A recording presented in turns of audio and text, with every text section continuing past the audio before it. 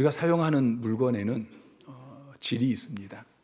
우리가 그 물건을 쓰면서 이 옷은 참 질이 좋다, 이건 질이 좀 안 좋아, 이런 이야기를 하죠. 그런데 물건에 질이 있는 것처럼 사람의 영혼에도 질이 있습니다. 고든 맥도날드 목사님이 하나님이 축복하시는 사람이라는 책에서 영혼의 질 가운데 가장 탁월한 영혼은 감사하는 영혼이다 라고 이야기를 했습니다. 감사하는 영혼이 가장 그 탁월한 질을 가진 영혼이라는 것이죠. 그런데 어떤 물건이 질이 좋지 않은 것처럼 어떤 사람은 그 영혼이 질이 안 좋은 사람이 있습니다. 어떤 사람을 만나는 게 참 무섭습니다. 이런 사람은 나쁜 사람이죠. 어떤 분이 그렇게 정의를 했어요. 나쁜 사람은 나뿐인 사람. 나뿐인 사람이 나쁜 사람이다. 나밖에 모르는 사람, 나뿐인 사람, 이 사람은 나쁜 사람이라고 정의를 했습니다. 여러분, 예수님께서 이 땅에 오신 목적은 죄 때문에 나쁜 사람이 되어진 우리 인간을 회복시키기 위함입니다. 그래서 예수님을 만나면 나밖에 모르는 나뿐인 사람, 나쁜 사람이 이제 그 영혼의 질이 좋지 않던 사람이 좋은 사람으로 변화되어집니다. 불평하고 원망하고 공동체를 깨트리고 그러던 사람이 이제는 감사하는 사람으로 바뀌게 되어집니다. 여러분 다 바뀌셨죠? 네. 자, 신명기 16장 1절부터 보면은 하나님께서 이스라엘 백성들에게 3대 절기를 지키라고 명령을 하십니다. 1절에 보면은 유월절을 행하라 그랬어요. 유월절은 무교절이라고도 하는데 이스라엘 백성들이 애굽에서 노예 생활을 하다가 그 노예 생활에서 구원을 받고 특별히 애굽의 모든 장자가 죽는 그 10번째 재앙에서 구원받은 것을 감사하는 절기가 유월절입니다. 10절부터 보면은 77절을 지키라고 이야기하고 있는데 77절은 맥추절이라고도 하고 또 오순절이라고도 하는데 봄에 보리 농사를 짓고 그것을 추수해서 하나님께 감사를 드리는 절기입니다.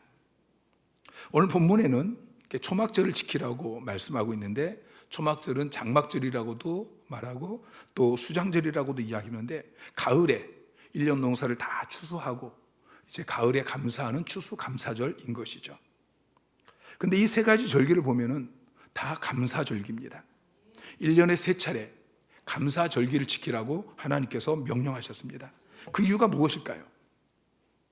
사실 하나님의 뜻은 우리가 1년에 3차례만 감사하는 게 아닙니다. 항상 감사하는 것입니다.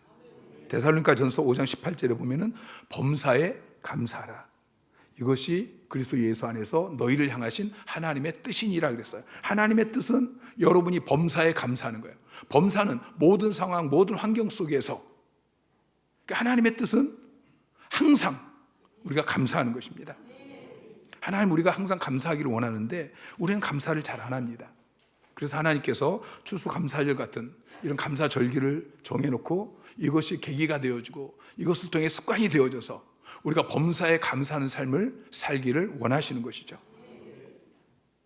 우리가 얼마나 하나님의 은혜를 쉽게 잊어버리고 감사하는 생활에 인색했으면 하나님께서 굳이 이런 절기들을 만들어 놓고 지키라고 말씀하셨겠습니까? 하나님께서는 초막절을 7일 동안 지키라고 말씀하십니다. 그리고 명절 끝날은 큰 날이라고 말씀하셨어요. 그래서 우리가 다음 주에 이제 추수감사절을 지키게 될 것인데 오늘부터 추수감사절을 선포했으면 좋겠습니다. 오늘 말씀을 통해서 여러분이 은혜 받고 한 주간 동안 감사하다가 다음 주일에 추수감사절을 하나님 앞에서 정말 벅찬 감격, 감사로 그렇게 드리는, 그리고 이번 기회에 여러분이 정말 범사에 감사하는 삶으로 변화되어지는 추수감사절이 되기를 주님의 이름으로 축원합니다. 하나님께서 지금까지 미국을 축복하시는 이유는 성경대로 살았기 때문입니다. 그들은 성경 말씀대로 추수감사절을 가장 큰 명절로 지키고 있습니다. 해마다 추수감사절이면 미국은 3일을 전 국민이 쉬면서 하나님께 감사를 드립니다. 1620년 12월 26일에 메이플라워를 타고 청교도 120명이 미국에 도착했습니다. 그들은 영국에서 신앙의 박해를 받으면서 성경대로 예수를 좀 잘 믿어보기 위해서 목숨을 걸고 모든 걸 다 포기하고 아주 작은 그 배를 타고 아직 미개척지인 아메리카에 도착한 것입니다. 그들은 미국 땅에 도착하자마자 하나님께 이렇게 감사를 드렸습니다. 첫 번째, 180톤밖에 안 되는 작은 배지만 117일 동안 무사히 항해했음을 감사합니다. 두 번째, 항해 중에 2명이 죽었지만 또 한 생명이 배에서 태어난 것을 감사드립니다. 세 번째, 폭풍으로 큰 도시 부러져서 못 쓰게 되었지만 배가 파손하지 않고 오게 된 것을 감사합니다. 네 번째, 큰 파도로 여자들이 바다에 빠진 적이 2번 있었는데 모두 무사하게 구출되어진 것을 감사드립니다. 신대륙에 도착한 후에 인디언의 방해로 상륙을 하지 못하다가 한 달 만에 플리머스에 안착하게 된 것을 감사합니다.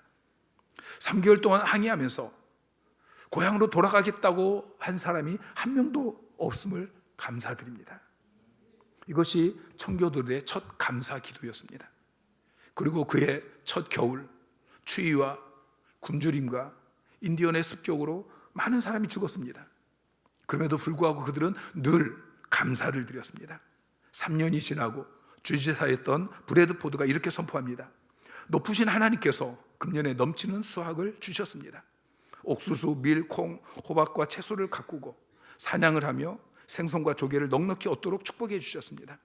야만인의 습격에서 지켜주심을 감사드립니다. 질병에서 건져주심도 감사드립니다. 무엇보다도 우리의 양심에 따라 자유롭게 예배를 드릴 수 있음을 감사를 드립니다. 나는 모든 순례자들에게 선포합니다. 1623년 11월 19일 목요일 오전 9시부터 12시까지 어른과 아이들 모두 모여 하나님께 감사 예배를 드려야 합니다. 그렇게 추수감사절이 시작이 되었습니다. 저도 이 시간 여러분에게 선포합니다. 하나님께서 올 한 해도 우리에게 많은 수확을 주셨습니다.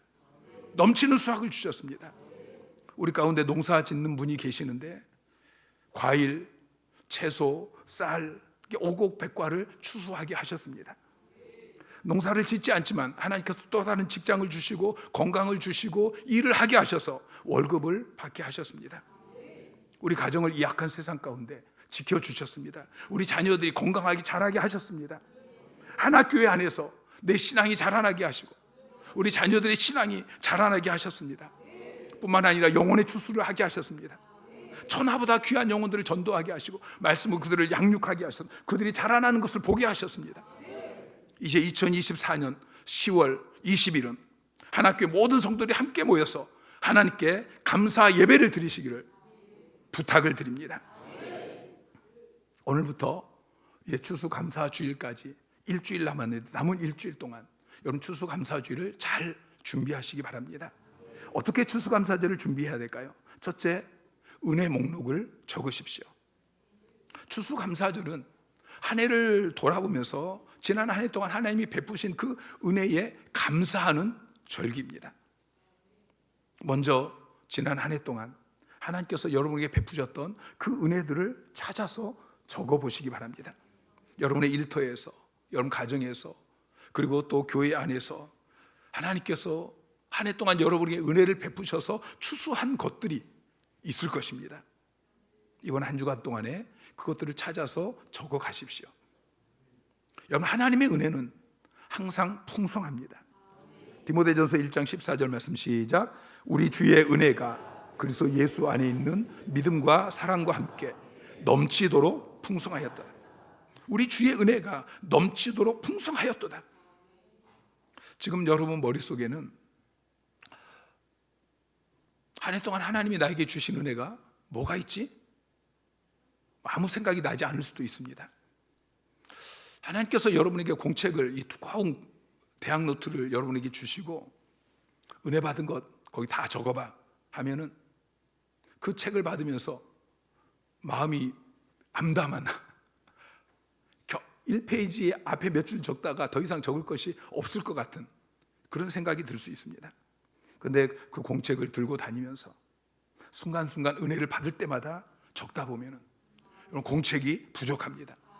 하늘을 두루마리 삼고 바다를 먹물 삼아도 다 기록할 수가 없습니다. 그래서 적다 다 못 적고 하나님의 은혜가 아닌 것이 하나도 없습니다.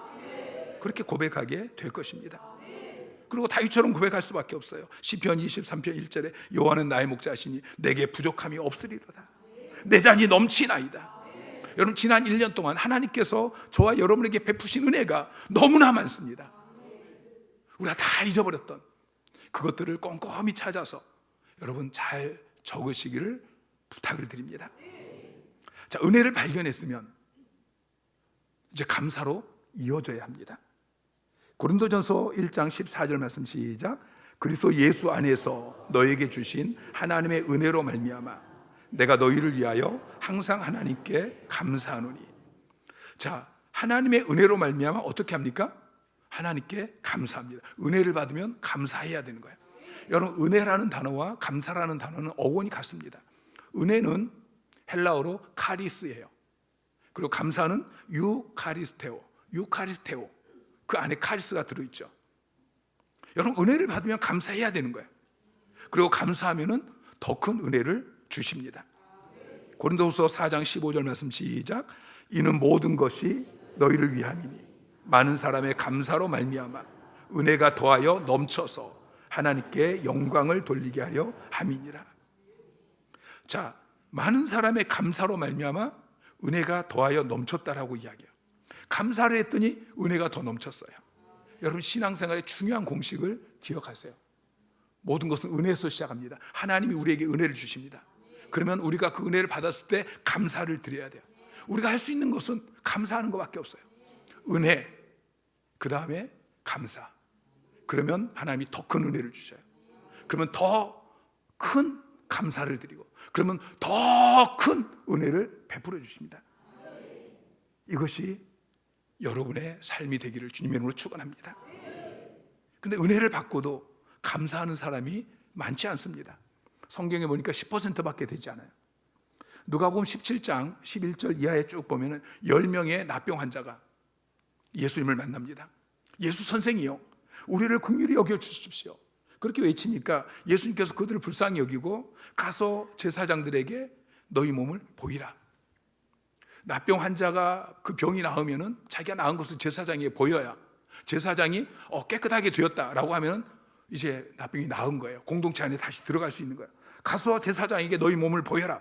그랬더니 제사장들이 이 문둥 나병 환자들이 제사장에게 가다가 깨끗이 치료되어졌어요. 근데 그 중에 사마리아인 한 명만 예수님께로 돌아와서 감사를 드립니다. 나머지 9명은 그 놀라운 은혜를 받고도 감사하지 않았습니다. 10분의 1, 10%밖에 안 되는 것이죠. 이스라엘 백성들이 출애굽하고 광야 생활을 합니다. 하나님께서 날마다 그들에게 만나를 주셔서 그들이 먹고 살 수 있었습니다. 그런데 이스라엘 백성들은 감사하지 않습니다. 그리고 고기를 달라고 불평합니다. 하나님께서 메추라기 떼를 보내셔서 이빨 사이에서 냄새가 나도록 그렇게 고기를 배불리 먹게 하셨는데 이스라엘 백성은 여전히 감사하지 않습니다. 물이 없어서 불평할 때에 하나님께서 반석에서 물이 터져 나와서 물을 마시게 하셨습니다. 낮에는 구름 기둥으로, 밤에는 불 기둥으로 그들을 보호해 주셨습니다. 그런데 그들은 감사하지 않습니다. 결국 하나님께서 그들에게 베푸신 은혜는 거기까지였습니다. 더 넘치는 은혜를 받지 못했습니다. 하나님이 은혜를 주실 때 감사하면 하나님이 더 넘치는 은혜를 주시고, 더 넘치는 감사라면 더 넘치는 은혜를 주시는데 더 넘치는 은혜를 그들은 받지 못했습니다. 그들은 가나안 땅, 하나님이 그들을 인도하시려고 했던 그 축복의 땅에 들어가지 못했습니다. 여러분의 모습은 어떻습니까? 지난 한 해 동안 여러분의 입에서 감사의 고백이 넘치셨습니까? 아니면 불평과 불만이, 원망이 넘치셨습니까? 지난 1년을 돌아보니까 뭐 힘들고 어려운 일만 있었지 감사할 일이 전혀 없습니다. 그럼 어떻게 해야 되죠? 그럼 더 감사를 드려야 돼요. 스펄전 목사님이 이렇게 이야기했어요. 불행할 때 감사하면 불행이 끝나고, 형통할 때 감사하면 형통이 연장된다. 그러니까 우리는 항상 감사해야 돼요. 범사에 감사해야 돼요. 불행할 때도 감사하면 불행은 끝나고, 행복할 때 감사하면 행복이 더 늘어나고. 하박국 3장 17절 18절 말씀 시작.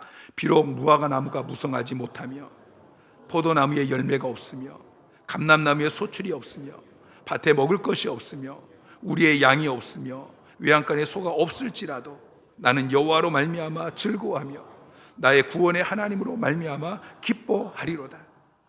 자, 계속해서 못하며, 무화과 나무가 무성하지 못해. 무화과 나무에 열매가 없어요. 포도나무에도 열매가 없어요. 없으며 없을지라도 즐거워하고 기뻐한다라고 고백하고 있죠. 여수에 가면은 애양원이라는 나와 환자촌이 있습니다. 그곳에는 손발이 뒤틀리고 얼굴이 뒤틀린, 우리가 겉으로 보면 소망이 없는 사람들이 거기 살고 있습니다. 그런데 거기에는 특별한 몇 가지가 있습니다. 그들은 주일 예배, 수요 예배, 금요 예배, 새벽 기도회 똑같은 숫자가 모이는, 아마 한국의 유일한 교회일 것입니다. 한 사람도 결석하지 않습니다. 모든 사람이 모든 예배에 다 함께 나와서 드리는 예배, 그만큼 그들의 가슴이 뜨겁습니다. 그들은 양계를 하고 양돈을 하면서 사는데, 추수감사절이 되어지면 그렇게 해서 번 돈으로 감사헌금을 드립니다. 그런데 수천만 원에 이른다고 합니다. 11조는 말할 것도 없고 하나님 앞에 감사 헌금을 얼마나 많이 드리는지 모릅니다. 여수에 400여 개의 교회가 있다고 하는데 그 중에 10%, 40개의 교회가 이 나환자촌 성도들이 하나님 앞에 드린 그 감사 예물로 개척한 교회들이라고 그래요. 나환자들이 이 손이 다 뭉그러졌잖아요. 손이 뭉그러지고 발이 뭉그러지고 그런 몸으로 양계를 하고 양돈을 해서 소득이 있으면 얼마나 있겠어요. 여러분, 나환자 입에서 무슨 감사가 나오고 그 손에 어떻게 감사 예물이 들려줄 수 있겠습니까? 그런데 그들은 은혜를 받고 하나님의 축복을 영적으로 그렇게 누리다 보니까 비록 육신은 이렇게 망가진 것 같지만 그러나 감사할 것이 너무나 많은 것입니다. 그래서 입으로만 하는 감사가 부족하고 그 뭉그러진 손으로 열심히 일하고 그 번 돈을 가지고 하나님 앞에 예물로 드리면서 감사를 하는 것이죠. 여러분, 이것이 진짜 감사입니다. 하나님께서는 이런 감사를 받으십니다. 여러분, 감사를 표현하십시오. 한 주간 동안 여러분 이 은혜 목록표 적은 그것을 가지고서 하나님 앞에 감사를 표현하세요. 첫째는 마음으로 표현하세요. 하나님께서 베푸신 은혜 목록을 쭉 기록하고 그것을 읽으면서 감사하는 마음을 가지시기 바랍니다. 원망, 불평으로 가득했던 그 마음이 감사로 넘치게 되기를 주님의 이름으로 축원합니다. 두 번째는 입으로 감사를 드리십시오. 감사의 기도를 드리세요. 하나님 앞에 감사의 고백을 드리세요. 그리고 사람들에게도 하나님이 주신 그 은혜에 대해서 간증을 하세요. 셀 모임 때문에 은혜를 나누세요. 이것은 하나님께서 나에게 은혜 베풀어 주신 그것을 내가 입으로 간증하고, 이게 감사의 고백인 것입니다. 근데 하나님은 우리가 그렇게 입으로 감사의 고백을 할 때에 더 큰 은혜를 주십니다. 감사, 은혜, 감사, 더 큰 은혜, 더 큰 감사, 더더더 풍성한 은혜. 여러분, 고백하지 않으면 은혜의 샘물이 마릅니다. 부끄럽다 하고 입을 다물지 마시고 하나님이 베푸신 은혜들을 나누십시오. 고백하십시오. 세 번째는 예물로 감사를 드리십시오. 정말 감사하면 내게 가치 있는 것으로 살해하는 것이 마땅한 것입니다. 자, 오늘 본문 16절에 보면은 1년에 3번 곧 무교절과 칠칠절과 초막절에 내 하나님 여호와께서 택하신 곳에서 여호와를 배웁되 빈손으로 여호와를 배웁지 말라고 말씀하고 있어요. 17절에는 각 사람이 내 하나님 여호와께서 주신 복을 따라 그 힘대로 드리라고 말씀하고 있어요. 10절에는 내게 복을 주신 대로 내 힘을 헤아려 자원하는 예물을 드리라고 말씀하고 있습니다. 하나님께서 여러분에게 예물을 요구하시고 그 예물을 받으시는 것은 하나님께 재정이 부족해서가 아닙니다. 그분은 부족함이 전혀 없는 분이십니다. 천하 만물이 하나님이 지으신 것이고 하나님의 것입니다. 필요하면 말씀만 하면 우주가 더 만들어질 수 있습니다. 단지 여러분이 예물을 드릴 때에 그 예물 안에 여러분의 마음이, 여러분의 정성이 담겨 있기 때문에 그것을 요구하시는 것이고 그것을 받으시는 것입니다. 그리고 여러분이 은혜에 감사해서 예물을 드리면서 하나님 감사합니다, 그렇게 예물로 고백할 때 하나님께서는 여러분에게 더 큰 은혜를 부어주십니다. 여러분, 감사로 드리는 예물은 축복의 씨앗과 같습니다. 좋은 씨를 많이 뿌리면 더 많은 열매를 거두게 되는 것이죠. 농사꾼들이 가을에 추수를 하면 가장 먼저 좋은 것을 씨앗으로, 내년에 뿌릴 종자로 그렇게 보관을 합니다. 가장 좋은 것으로 골라가지고. 옛날에 보릿고개를 넘기면서 먹을 것이 없으니까 소나무 껍질을 벗겨갖고 그렇게 먹을 때도 이 종자는 먹지 않습니다.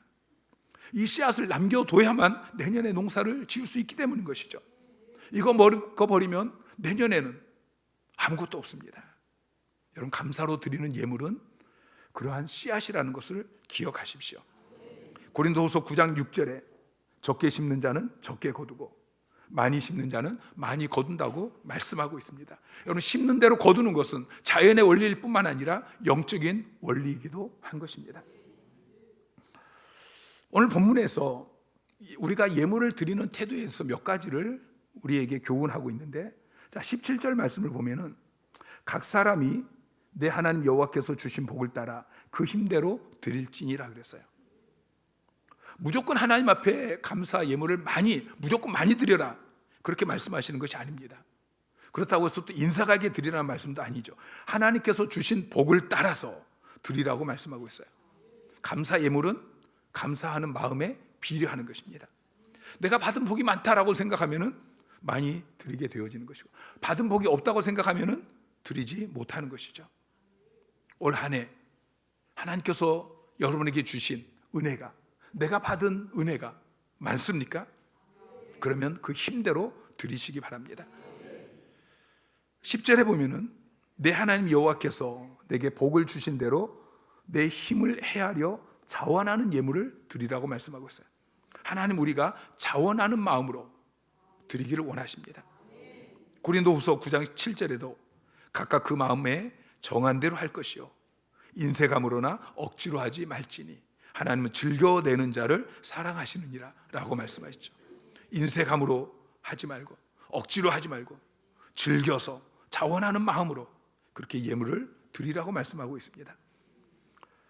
예수님께서는 과부가 드린 2렙돈, 이건 아주 작은 헌금입니다. 근데 그것을 기뻐 받으셨습니다. 그러나 마리아가 드린 값비싼 향유 옥합, 이것도 기쁘게 받으셨습니다. 중요한 것은 그 금액이 크냐 작으냐가 아니고 자원하는 마음인 것이죠. 성령께서 감동을 주시는 대로 즐거운 마음으로 드려야 하는 것입니다. 10절 말씀을 보면은 내 하나님 여호와께서 내게 복을 주신 대로 내 힘을 헤아려 자원하는 예물을 드리고, 복을 주신 대로 내 힘에 헤아려서 드리라고 말씀하고 있어요. 헤아려, 이게 히브리어로 미사라는 단어를 번역했는데, 미사라는 단어의 의미는 충분이에요. 충분. 어떤 의미냐면은 하나님께서 복을 너에게 주신 그 비율에 충분할 만큼 드리라는 이야기죠. 미국에서 큰 병원을 운영하는 의사가 있었습니다. 어느 날 그에게 특별한 환자가 찾아왔어요. 그 환자는 올 때마다 여러 명의 경호원을 데리고 왔습니다. 그는 아랍의 한 나라의 왕자였습니다. 그는 곧 그 나라의 왕이 될 사람이었습니다. 의사가 그 사실을 알고 온갖 정성을 다해서 보살펴 줬습니다. 그리고 그 환자가 얼마 후에 건강이 회복하게 되어집니다. 이제 태어나기 전에 병원비를 청구해야 되는데 이 의사의 마음에 갈등이 생겼어요. 치료비를 얼마를 청구할까? 한 나라의 왕이 될 사람인데 내가 그냥 치료해 줄까?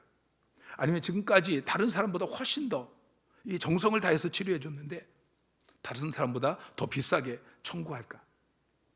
그냥 형식적으로 한 $50 정도 청구할까? 아니면 더 비싸게 한 $5,000 정도 청구할까?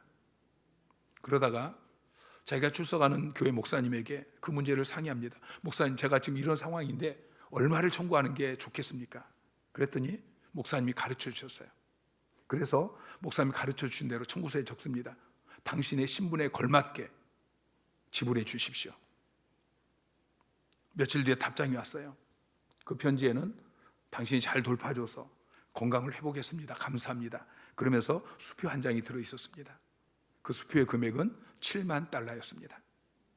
의사가 막 흥분해서 목사님에게 전화를 걸었어요.